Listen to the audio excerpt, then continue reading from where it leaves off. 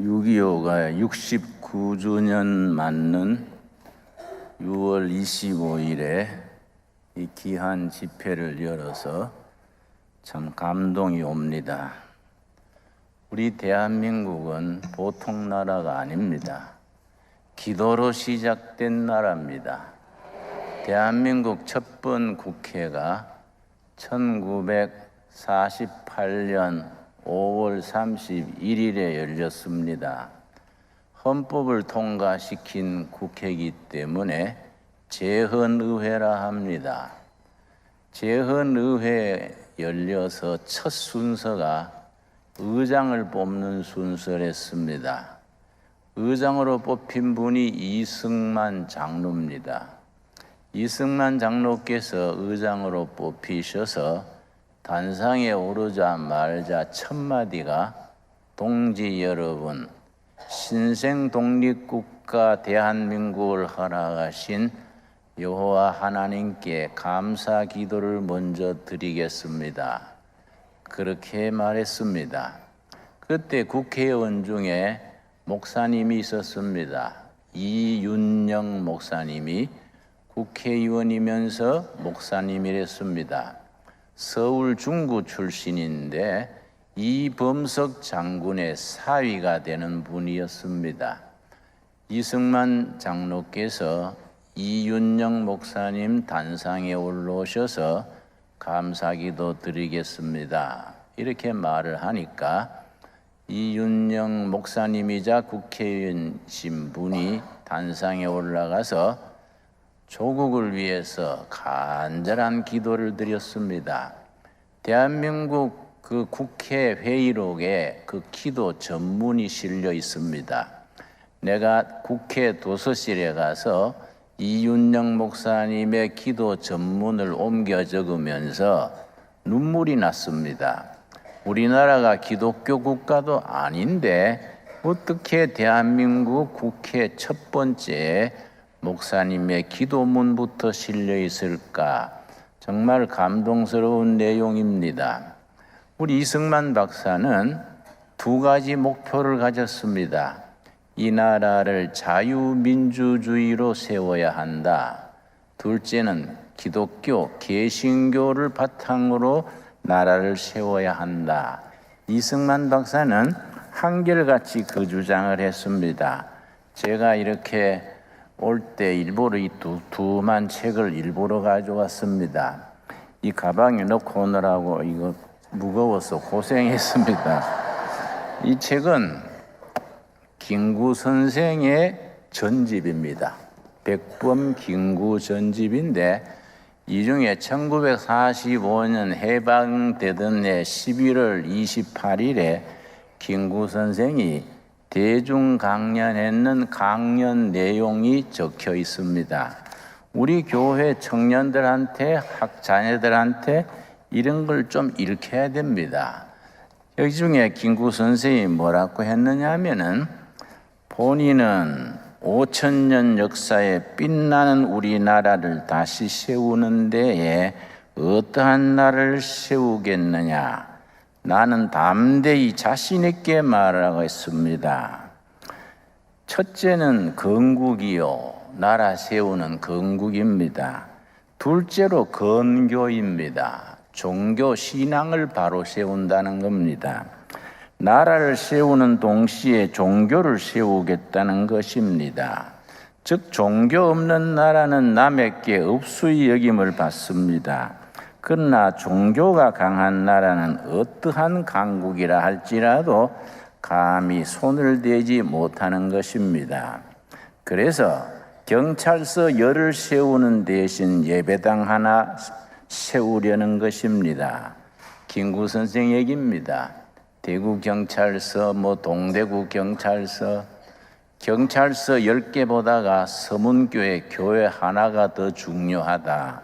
김구 선생의 얘기입니다. 김구 선생은 대중강연입니다.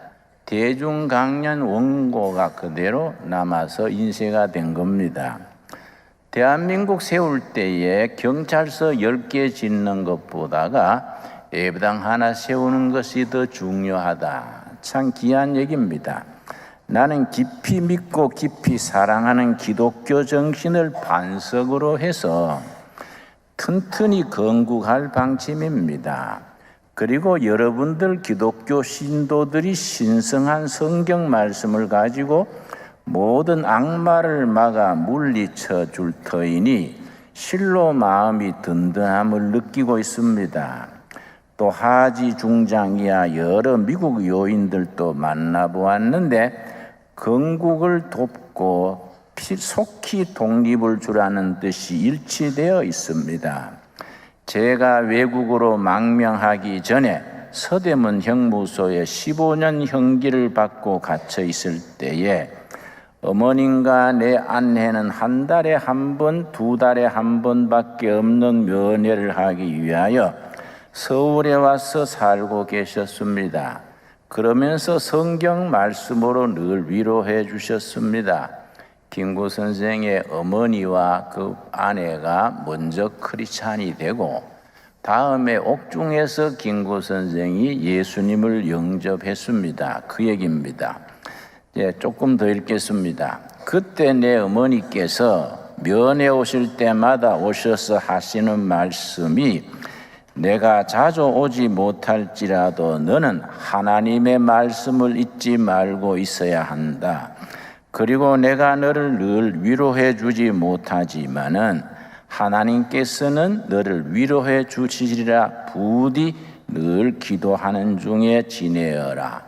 김구 선생의 평생에 독립투쟁하면서 그 어머니와 아내의 기도가 늘 밑거름이 되었습니다.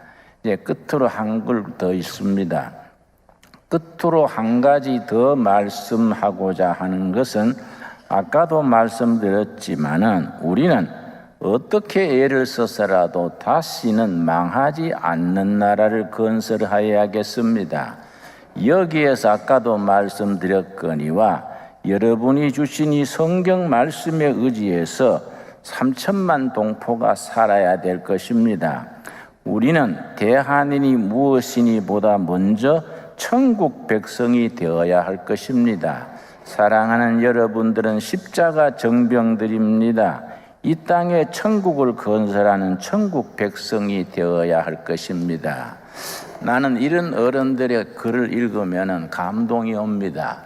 이승만 박사나 김구 선생이나 우리 선배들은 하나님 사랑과 결의 사랑, 예수 사랑과 동포 사랑, 교회 사랑과 국가 사랑을 한 가슴에 한 신앙과 한 비전으로 품고 있었습니다. 1919년 3월 1일에 만세운동이 일어났는데 그때 우리 기독교인이 전국 인구의 1.4%, 그때 기독교인이 아주 적어서 국민 1000명당 교인은 14명밖에 안 됐습니다. 그런데 민족 대표 33명 중에 16명이 목사, 장로, 집사랬습니다.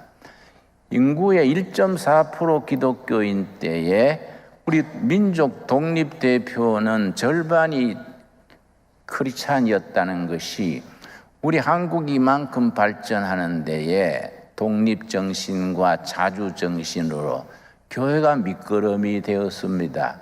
3.1 만세운동이 실패하자 40일 뒤에 1919년 4월 10일에 우리 독립 지도자들이 중국 상해로 망명을 가서 4월 10일에 벌써 임시정부 세우는 것을 그때 회의했습니다. 그때 3.1 만세운동 실패한 40일 뒤에 상해에서 임시정부를 발기하면서 선언문이 있습니다. 근데 선언문을 읽고 내가 놀랐습니다. 그 중에 뭐라고 적었느냐 하면은 5등은 우리는 조국 조선반도에 3.1 독립 만세운동을 통하여 하나님의 나라 신국을 건설하고자 했다. 그런 구절이 있습니다. 우리 선배들은 정치적으로 민족적으로 일본에 독립하겠다. 그 이전에 한반도 조선반도에 하나님의 나라를 건설하겠다. 그런 비전과 꿈을 가지고 3.1 만세 운동을 일본의 경찰 헌병의 총부리 앞에 온몸을 던졌습니다. 그래서 우리가 만세 운동 이후로 해방 전후로 기라성 같은 민족 지도자들이 크리스찬들입니다. 잠깐 짚어도 안창호 선생, 서재필 선생, 이상재 장로, 이승훈 장로, 이조만식 장로, 김규식, 이승만, 김구, 다 기라성 같은 분들이, 남궁옥 선생, 김교신 선생, 다 참 민족 지도자들이 다 교회가 배출한 인물이었습니다. 우리는 선배들의 그런 신앙과 애국 정신을 이어가야 합니다. 요즘 와서 한국 교회가 사회에 그렇게 본이 되지 못하고 있습니다. 저는 그건 참 속상해요. 나는 고향이 경북 청송 사부시라는 조그마한 마을인데요. 거기에 복동교회라는 교회에 내가 다녔습니다. 그 교회를 어려서부터 3대째 신앙입니다. 우리 할아버지가 그 시골에서 머슴살이 하다가 미국 선교사 전도 듣고 예수를 믿었는데 내가 3대째입니다. 어려서부터 교회를 잘하고 신학을 하고 49년째 지가 지금 목회를 하고 있습니다. 난 한국 교회가 세상 사람들한테 비난을 받거나 하면 너무 속상해요. 저는 지금 동두천 산속에서 살고 있는데요. 서울에 올 때 지하철을 타곤 합니다. 지난번에 한 분 지하철을 탔더니 청년 2명이 지하철에 타고서는 막 소리를 높여서 싸웠습니다. 떠들고 싸우니까 옆에 있던 어른이 꾸지람을 하면서 야, 이 사람들아, 싸우려면 애부당 가서 싸우지 왜 지하철에서 싸우냐. 그래서 내가 충격을 받았습니다. 어째서 그런 말이 나올까. 나는요, 우리 교회가 한국 현대사 100년 역사에 혁혁한 공헌을 세웠습니다. 한국 교회 없이 대한민국이 있을 수 없습니다. 지금까지 그랬고 앞으로도 그럴 것입니다. 그런데 내가 세상 사람들한테 교회가 비난을 받으면요, 너무 속상합니다. 여러분, 우리 잘해야 됩니다. 우리가 다 새롭게 마음을 다져서 이런 구국기도회가 얼마나 중요합니까? 기도와 말씀으로 시작을 해서 우리 국민들한테 박수 받고 하나님 사랑과 결의 사랑에 앞장설 수 있는, 하나님이 기뻐하시고 백성들이 박수 칠 수 있는 귀한 교회로 앞으로 발전시켜 나갈 수 있게 되기를 바랍니다. 저는 북한을 여러 번 다녀왔습니다. 도대체 어떻게 사는가 해서 여러 번 다녀오고, 저 길주, 청진, 낮은 선봉에 고아원을 세워서 고아들 2,500명을 18년째 돌보고 있습니다. 자주 북한을 갑니다. 내가 평양에 가면은 고려 호텔이라고 있습니다. 모란봉 중턱에 고려 호텔이 있는데 거기가 내 숙소로 정합니다.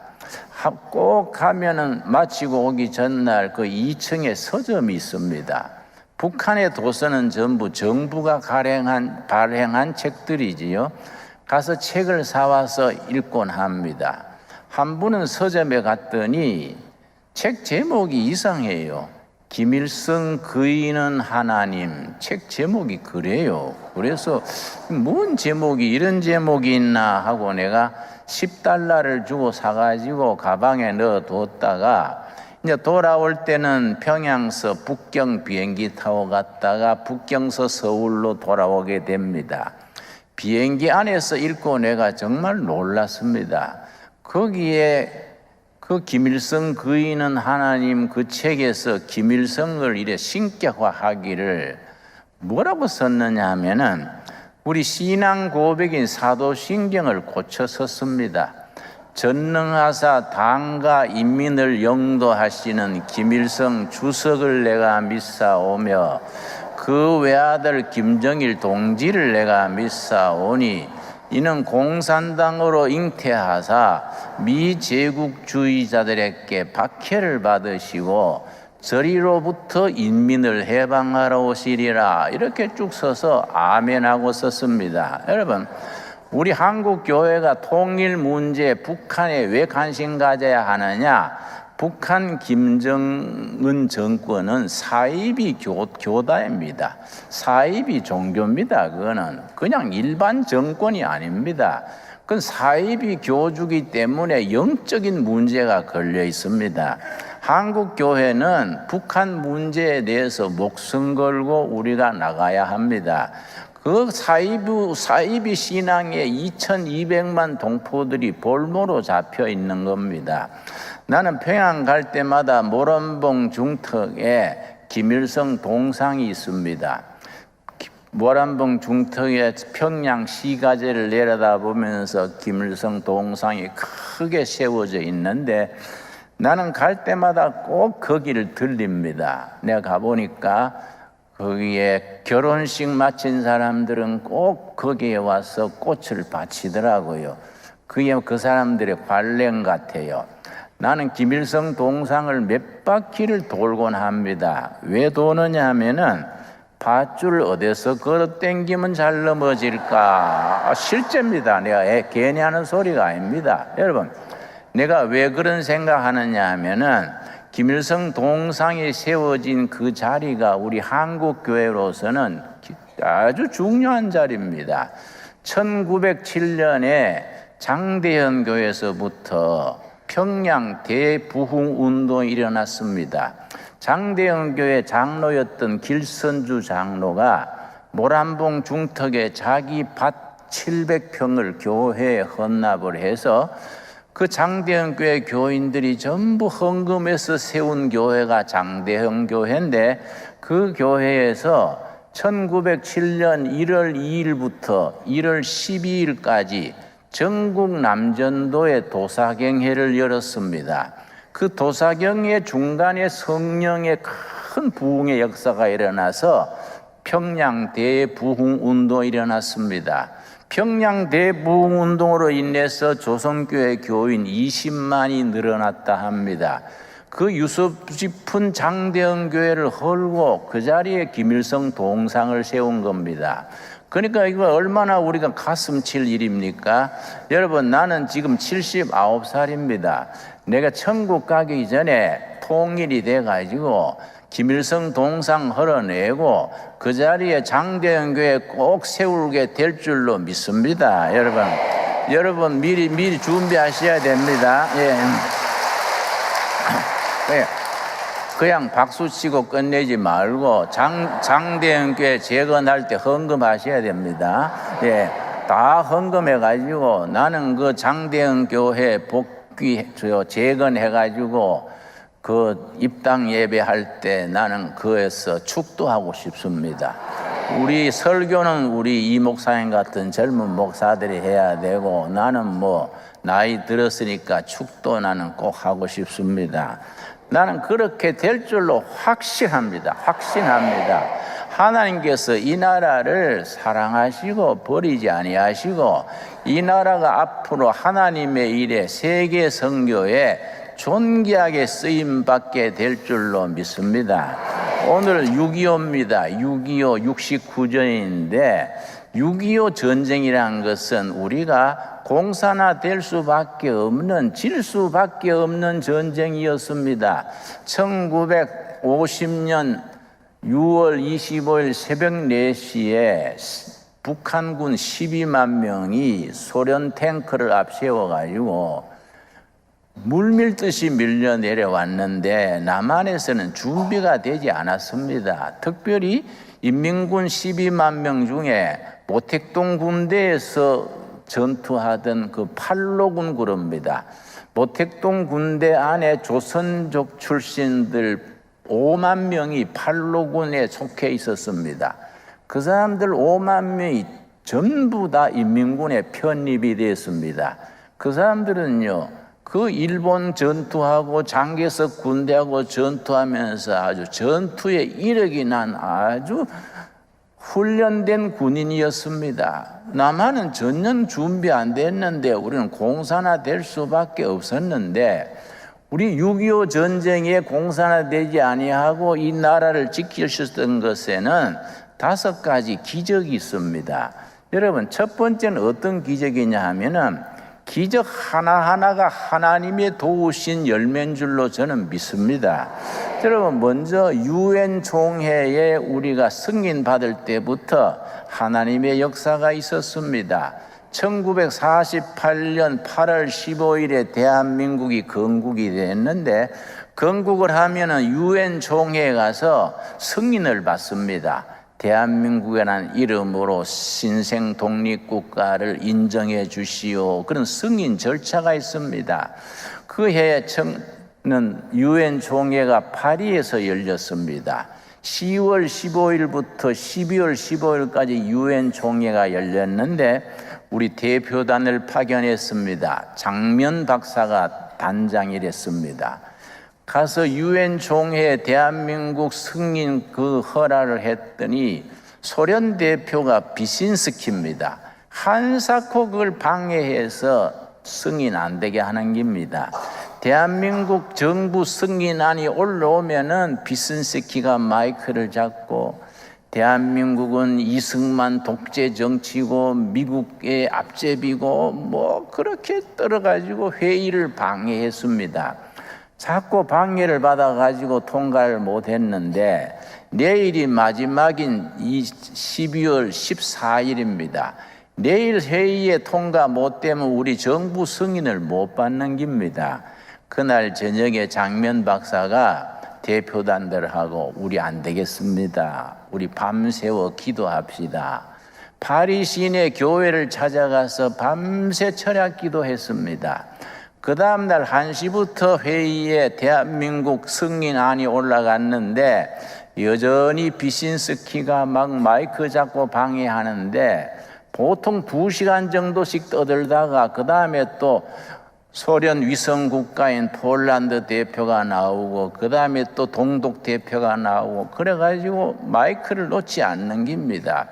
그걸 이제 회의 방해하는 전략입니다. 그랬는데 마지막 날 비신스키가 마이크 잡고 10분쯤 지났는데 목 결절이 와가지고 숨이 가빠지고 말을 못 해가지고 막 갑자기 응급차에 실려가지고 병원으로 갔습니다.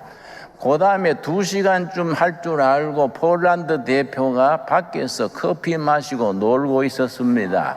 그런데 뭐 비신스키가 병원에 간 줄 모르고 그냥 한가롭게 커피 마시고 놀고 있었는데 그 회장이 다시 다음 발언 없습니까? 아무도 없으니까 그러면 투표하겠습니다. 그래서 47대 8로 대한민국이 승인됐습니다. 그게 얼마나 역사적인 사건입니까, 여러분? 그런데 이게 왜 중요하냐면은 우리가 자녀들한테 교실에서 국사를 가르칠 때에 이런 걸 가르쳐야 됩니다. 그게 왜 중요하냐? 딱 1년 반 뒤에 1950년 6월 25일 4시에 인민군이 대거 남침했습니다. 그렇게 하니까 유엔에서 생각하기를 유엔이 공식적으로 결의해서 세운 대한민국을 이 불법 집단이 저렇게 남침하면 되느냐? 그래서 유엔군이 파견하게 된 겁니다. 그런데 유엔군을 파견하려 그러면은 절차가 있습니다.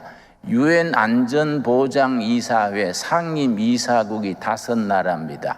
5나라가 다 찬성을 해야 됩니다. 그런데 5나라 중에 소련이 들어있는 겁니다. 소련이 뭐 절대로 반대하지요. 그러나 뭐 절차를 따라서 회의 소집을 했습니다. 근데 이상하게 시간이 됐는데 소련 대표가 안 왔어요. 그러니까 모두 기다리다가 회의합시다. 다른 네 나라가 만장일치로 참전을 통과시켜서 그래서 유엔군이 오게 됐습니다. 근데 그날 왜 소련 대표가 왜 못 왔느냐? 뭐 아직까지 이유가 분명히 없습니다. 그런 여러 가지 설이 있습니다. 소련 대표가 설사를 만나서 그랬다. 어떤 사람은 차가 오다가 고장이 났다. 그리고 뭐 여러 가지 이유가 있는데 정답이 없습니다. 나는 정답을 확실히 알고 있습니다. 하나님이 도우신 줄로 믿습니다, 여러분. 그래서 유엔군이 군대를 보낸 나라만 16나라입니다. 물자 보낸 나라는 47나라입니다. 그래서 미군, 국군, 유엔군이 공산 침략을 막아낸 거 아니겠습니까? 세 번째 기적은 뭐냐 하면은 인민군이 사흘 만에 서울을 점령했습니다. 본래 계획할 때부터 김일성 군대가 일주일 만에 부산까지 점령한다. 그래 계획을 세우고 남심을 했는데 이상하게 서울을 점령한 뒤에 서울에서 3일을 놀았습니다. 소 잡아 먹고 띵땅거리고 뭐 풍물 치고 서울 점령했으니 다 됐다고 서울에서 그렇게 3일을 허송해 버렸습니다. 그동안에 국군들이 전선을 정비하고 유엔군이 오는 결의를 하고 미군이 오고 해서 낙동강 전선을 그렇게 방비를 해서 결국 우리가 인민군이 그만 전쟁에 쫓겨가게 됐습니다. 그런데 왜 서울에서 왜 소중한 3일을 왜 낭비했을까? 그 논란이 많습니다. 역시 나는 하나님이 도우신 걸로 저는 확신합니다, 여러분. 지금 우리나라가 이러쿵저러쿵 말이 많고 어렵습니다. 나한테 가끔 전화가 옵니다. 목사님, 이 나라 이러다가 이거 뭐 거들나는 거 아닐까요? 그럼 나는 말해줍니다. 걱정하지 마소. 우리나라는 하나님이 지켜주시는 나라고 기도로 시작하고 기도로 나가고 새벽제단마다 각 전국교회에서 나라 위에 기도하는데 우리 애국가가 얼마나 좋습니까? 하나님이 보호하사 우리나라 만세. 스님도 무당도 애국가 부를 때는 다 하나님 찾습니다. 그러니까 하나님이 이 나라를 붙들어 주실 줄로 믿습니다, 여러분. 우리가 6.25의 기적이 5가지 있다 그랬습니다. 저 인천 상륙작전, 그 인민군이 낙동강 전선까지 내려가서 뚫릴 듯 말 듯 아주 위험했습니다. 메가더 장군이 인천 상륙작전을 계획을 세우니까 모두 반대했습니다. 미국의 트루만 대통령으로부터 참모들 찬성하는 사람이 한 명도 없었습니다. 왜냐하면 인천항이요, 거기 밀물, 설물이 그게 아주 복잡해서 2시간 동안 상륙하지 못하면 실패하는 그런 지형입니다. 그 많은 군대가 2시간 만에 어떻게 상륙을 완성하겠습니까?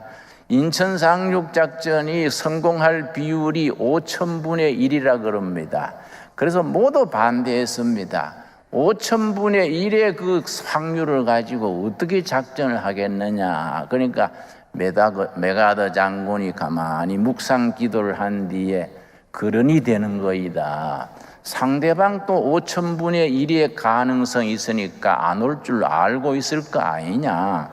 그러니 우리가 가면 되는 거이다. 그래서 인천 상륙작전이 1950년 9월 15일에 인천 상륙작전을 해서 그거 참 요즘 말로 대박을 친 거이지요. 그래서 우리가 북한군을 물리칠 수 있었습니다. 나는 뭐 이런저런 이유를 말하지만은 때를 따라 하나님께서 기적적으로 개입하셔서 이끌어 주신 줄로 믿습니다. 여러분, 요즘 우리나라에 좀 지도자들이 이상해요. 우리가 작년에 평창 올림픽을 작년에 했지요. 작년 1월 달에 평창 올림픽을 했는데 거기에 갑자기 북한 대표단이 참가한다. 그래서 좋아했는데 그 국제대회 아닙니까? 세계에서 모인 대회에서 우리 대통령 문재인 대통령이 세계에서 다 모인 자리에서 뭐라고 연설을 했냐면은 나는 정치가 중에 참 특별한 사람을 거론했습니다. 나는 신영복 선생을 존경한다. 그 다 모인 자리에서 북한 대표도 오고 전국 세계에서 모인 자리에서 신영복 선생을 존경한다. 근데 여러분, 일반 국민들은 신영복이 어떤 사람인지 잘 모릅니다. 1961년 12월 달에 60년 들어서 아주 가장 큰 간첩단 사건이 있었습니다. 61년 12월 달에 전라남도 무안군 암자도라는 그 면장이요, 자기 조카가 월북했다가 간첩으로 와가지고 삼촌인 면장을 포섭을 했습니다. 이 사람 이름이 최영도 면장인데요, 이 사람이 북한에 가가지고 3번이나 북한에 밀입국해서 노동당에 입당을 하고 비밀 자금을 얼마나 받아왔느냐 하면은 그 당시에 미국 달러 7만 달러, 큰 돈입니다. 한국 돈 3천만 원, 일본 돈 50만 엔을 받아와가지고 전국에 그 통혁당입니다. 통일혁명당, 막스 레닌주의 공산주의 사상으로 남한을 전복시킨다. 그래서 서울에서 봉기를 일으키면 북한 특공대가 와서 가세해서 남한 체제를 뒤집는다. 그런 계획을 하고서는 이 최영도란 면장이요, 사람들을 포섭을 했습니다. 포섭한 사람 중에요, 여러 사람들이 포섭이 됐습니다. 정태상이라는 사람이 포섭이 됐는데, 이 사람이요, 자기 동생을 또 끌어들였습니다.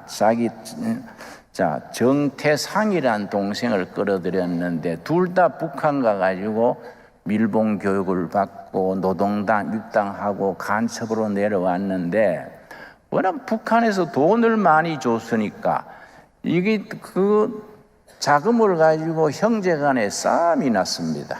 서로 많이 차지하려고 싸움이 나니까 형 정태상이 동생한테 막 정태묵이 동생 정태상한테 인색하게 구니까 정태상의 부인이, 그러니까 개수씨지요, 고발을 했습니다. 그래서 거기 통역당 간첩 사건이 드러난 겁니다. 거기에 158명이 검거되고 6명의 주모자 중에 5명은 사형되고 한 사람이 무기징역을 받았습니다. 그 사람이 신영복 선생입니다. 신영복입니다.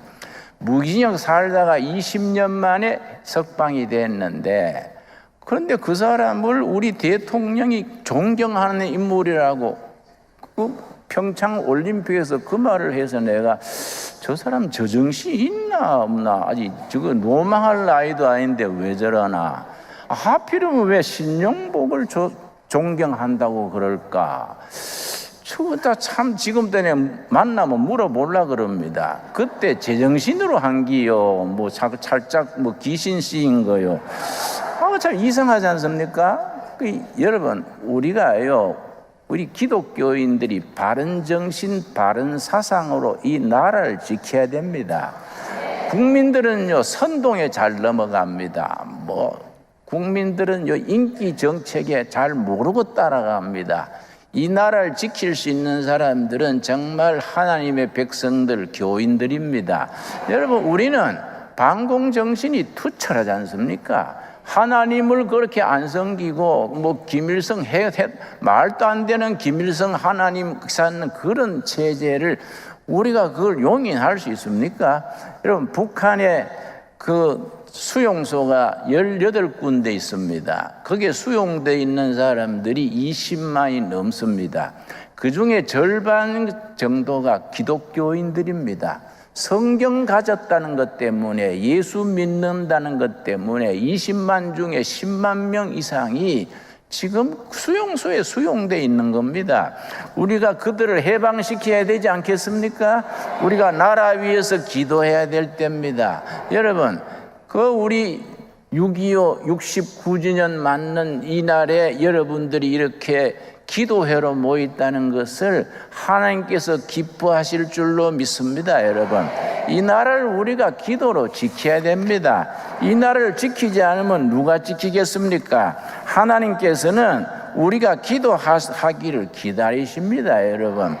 여러분, 우리 요즘 데모를 가끔 하는데, 텔레비에 데모에 서울에 촛불 집회, 뭔 집회 하지 않습니까? 촛불 집회하고 한쪽에는 또 태극기 집회하는데, 나는 산속에 사니까 태극기 집회도 촛불 집회도 못 나가봤습니다만은 텔레비에 가끔 보니까 촛불 집회 그거 보니까 이석기 석방하라 그런 게 자꾸 나와요. 여러분 이석기 이름 아시지요? 여러분 아까 말한 통역당의 후손들입니다. 통진당, 통일진보당 그래가지고 그 사람들이요 이석기가 어떻게 재주를 피워서 국회의원이 됐습니다. 국회의원이 돼가지고 자꾸 북한에 지령받아 움직이는 거지요. 그런데 그때의 공안 검사 중에 그 황교안 지금 한국당 대표가 그때 공안 검사를 했습니다. 간첩 잡는 검사를 공안 검사라 그럽니다. 아무리 봐도 수상하거든요. 국회의원인데 정부 자료를 요청하나 보면 전부 군사 기밀을 잡고 제출하라고 하고 하도 수상해서 조사를 하는데 확실한 증거가 없는 겁니다. 그런데 그 통진당에요 우리 정부에서 매년 100억을 지원하고요 국회의원 세비가 나오고 정부 예산으로 비서를 4명이나 붙여주고 하니까 세상 만난 거예요. 뭐 다 잘 되니까 이 사람이 방심을 했습니다. 통진당 전국 대표 한 100명을 모아놓고 떠들었습니다. 이제 때가 가까이 오는데 때가 오면은 누구누구는 KTX 점령하고 누구누구는 무슨 저유시설 폭파하고 이런 걸 100명 핵심 당원 앞에 떠들었습니다. 그건 한두 명 놓고 지시하는 게인데 너무 잘 되니까 방심한 거이지요. 그 100명 핵심 당원 중에 교회에서 자란 청년이 있었습니다. 그래서 이 모태신앙이 무서운 겁니다. 모태신앙의 청년이 있었는데 자기는 그저 평등한 세상, 좋은 세상 만들자고 통일진보당에 들어왔는데 이석기 대표가 무슨 KTX를 폭파하고 그런 얘기를 하니까 이건 아닌데 그건 아닌데 하고서는 요즘 그 스마트폰 있지 않습니까? 주머니에 놓고 스마트폰을 만지작 해서 녹음을 했습니다. 그 스마트폰이 공로를 세운 거지요. 그 녹음을 다 해가지고 집에 와서 들어보니까 이거는 뭐 허무맹랑하거든요. 대한민국 국회의원이 KTX를 왜 폭파합니까? 저 인터넷을 전부 관장하는 KT라는 그 회사가 있습니다. KT 아시지요? 그거는 누가 가서 접수하고 그걸 듣고 이상해서 저 국정원에 있는 친척한 불러가지고 같이 들었습니다. 들어보니 이거는 뭐 아주 회개하거든요. 그래서 그걸 정보를 제공해가지고 황교안 총리 되기 전이지요. 그걸 이제 조사를 했습니다.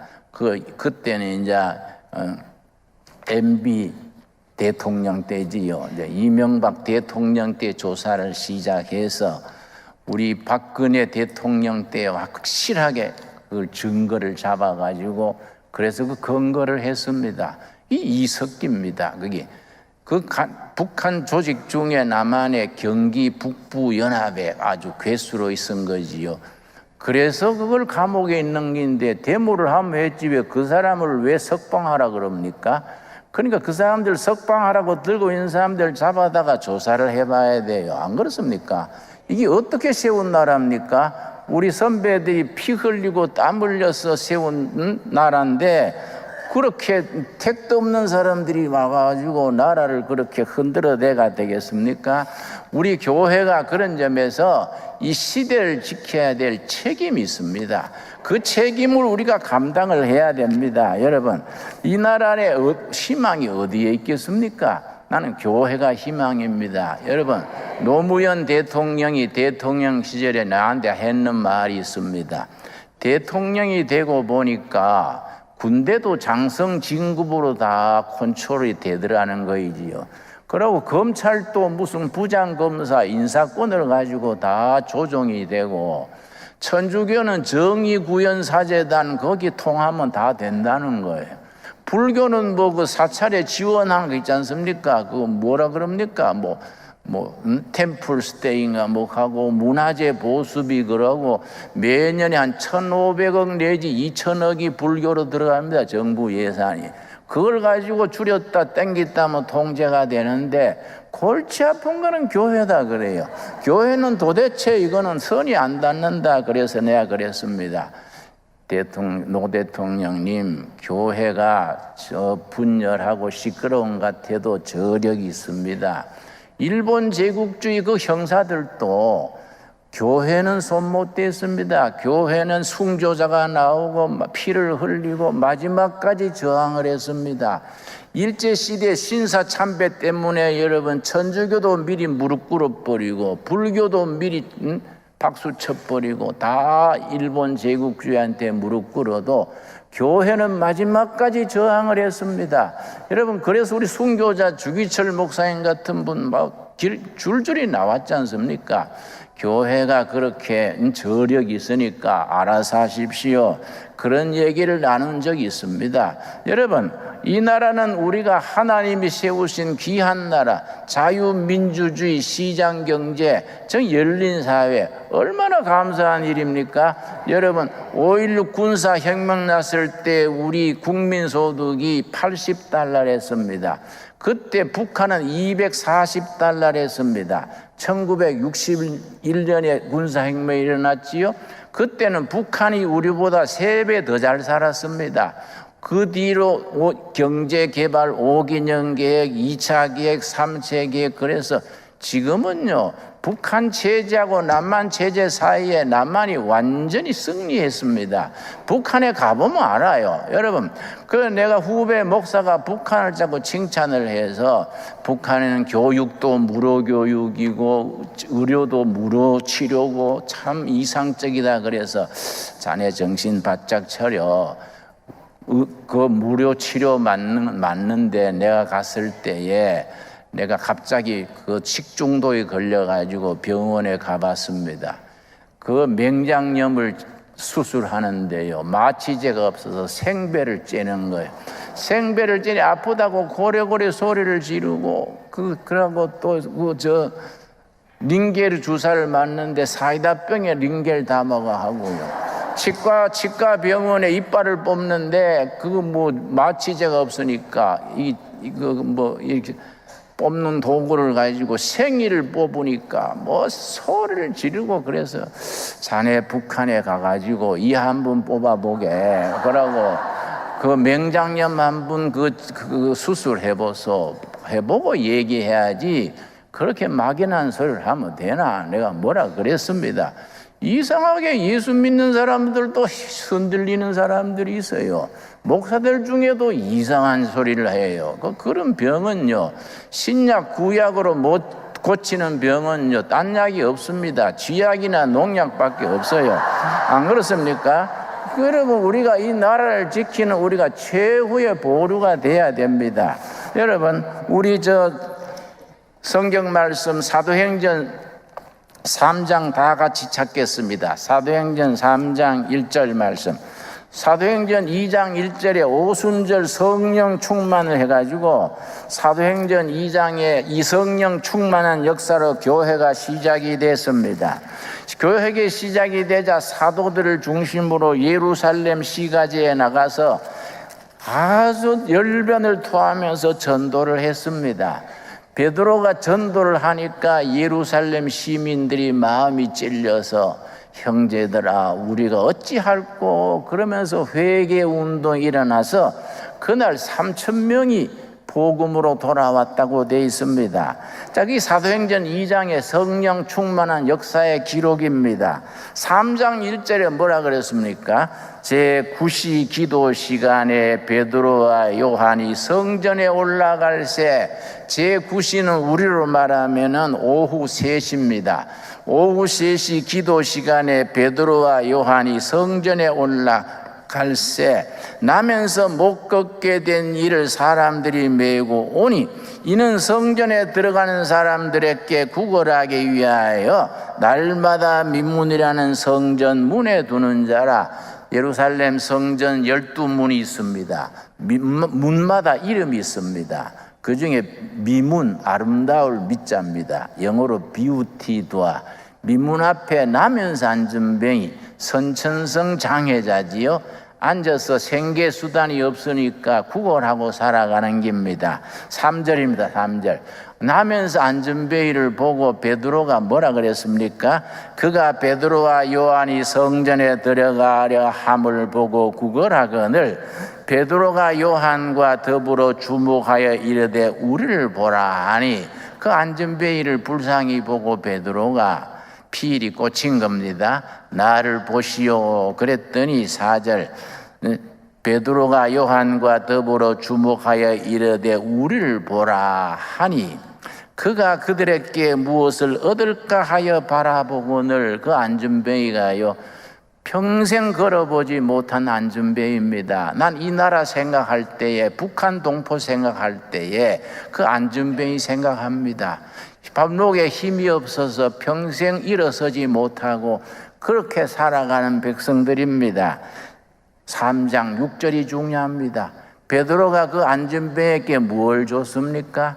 한국교회는 우리 시대에 남한 백성이든 북한 백성이든 청년이든 군인이든 학생이든 노인이든 우리는 이 사도행전 3장 6절 말씀을 줄 수 있어야 됩니다.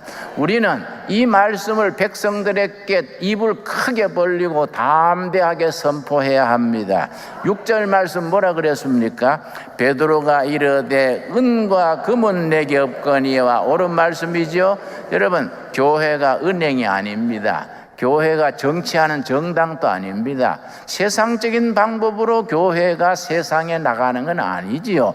은과 금은 내게 없거니와 베드로가 가졌던 거, 교회가 가진 거, 지금 우리가 가진 게 뭡니까? 앞으로도 예수님 오실 때까지 교회가 가지고 있는 게 재산이 뭡니까? 은과 금은 내게 없거니와 내게 있는 이것을 너게 주노니 교회가 가진 거, 베드로가 가진 거, 예수님의 제자들이 가졌던 거 뭡니까? 나사렛 예수 그리스도의 이름으로 일어나 걸어라 하고 오른손을 잡아 일으키니 발과 발목이 곧 힘을 얻고 뛰어서서 걸으며 하나님을 찬미했다 그랬습니다. 바로 이거 알겠습니까? 우리 교회가 희망을 잃고 우왕좌왕하는 백성들에게, 지도자를 잘못 만나서 헛발질하고 있는 백성들에게 사도행전 3장 6절 베드로가 그 안전뱅이에게 주었던 그 능력을 우리가 나타내야 합니다.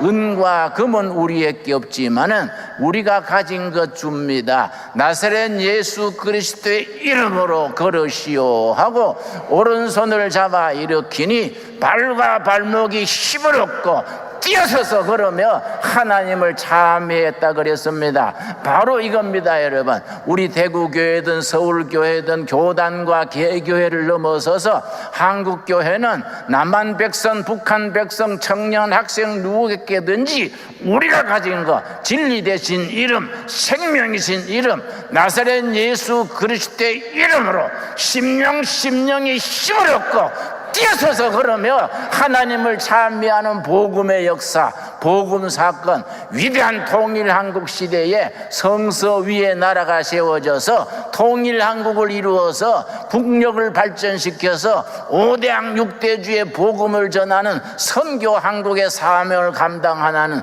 나라를 이루어 나가야 될 줄 압니다. 여러분, 예수님이 말씀하셨습니다. 너희가 믿느냐? 믿으면 믿음대로 될지어다 했습니다. 여러분, 큰 믿음은 크게 이루어집니다. 적은 믿음은 적게 이루어집니다. 여러분, 우리가 큰 믿음을 가슴에 품고 입을 크게 벌려서 은과 금은 내게 없지만은, 우리 교회에 없지만은 우리 교회가 가진 거 나사렛 예수 그리스도의 이름, 그 존귀하신 이름, 생명이신 이름, 진리 되신 이름으로 걸으시오 하고 농민들에게, 노동자들에게, 북한 동포들에게 심령이 힘을 얻고 뛰어서서 걸으며 하나님을 찬미하는 복음의 역사, 복음 사건, 새로운 역사를 일으키는 일에 우리 교회가 앞장서야 될 줄로 믿습니다. 하나님께서 우리를 사용하셔서 이 땅의 백성들에게 소망을 주고 비전을 주시고 통일 한국 시대를 대한민국 헌법을 따라서 통일이 되어서 평양에 가서 우리가 장대현 교회도 다시 세우고 열고 백두산에 가서 기도회도 열고 금강산에 가서 우리가 축하 예배 드리게 될 날이 올 줄로 믿습니다. 여러분, 다시 말씀드립니다. 너희가 믿느냐? 믿음대로 될지어다 그랬습니다. 우리 입을 크게 벌리고 믿습니다. 우리가 대답해야 합니다. 은과 금은 우리에게 없지만은 세상의 돈이나 세상의 권력이나 세상의 방법이 아니라 우리가 가진 거, 예수님 때로부터 베드로 때를 거쳐서 지금까지 교회가 가진 거, 존귀하신 이름 나사렛 예수 그리스도의 이름으로 걸으시오 하고 심령이 힘을 얻고 뛰어서서 걸으며 하나님을 찬미하는 역사 우리 중에서 다시 시작될 수 있기를 바랍니다. 기도하겠습니다. 주님 은혜를 감사드립니다. 6.25 69주년 맞는 날에 대구 여전도의 연합회 귀한 성회로 모이게 하셔서 감사합니다. 이 자리에 성령께서 함께 하실 줄 믿습니다. 이 자리에 하늘 문이 열리게 하여 주시옵시고 성령이 임재하여 주시옵시고 하나님의 강절하신 소원 말씀을 들을 수 있는 길을 열어 주시옵소서. 우리가 예수 그리스도의 이름으로 세상의 것, 금이나 의나 물질이나 정치가 아니라 영으로 나사렛 예수 그리스도의 이름으로, 그 존귀하신 생명이신 이름으로 백성들의 심령이 깨닫고 힘을 얻고 새로워져서 하나님을 공경한 나라 통일 한국 시대를 이루어 하나님께 영광 돌리는 대한민국 코리아가 되게 하여 주시옵소서. 너희가 믿느냐? 믿으면 아버지의 영광을 보리라 하신 말씀대로 우리의 믿음이 아버지의 영광을 우리 삼철로 우리 조선 한반도에 다시 일으키게 하여 주시옵소서. 1907년에 일어났던 평양 대무흥운동이 대구에서부터 다시 시작되게 하여 주시옵소서. 예수님 이름 받들어 기도드려 사옵나이다. 아멘. 감사합니다.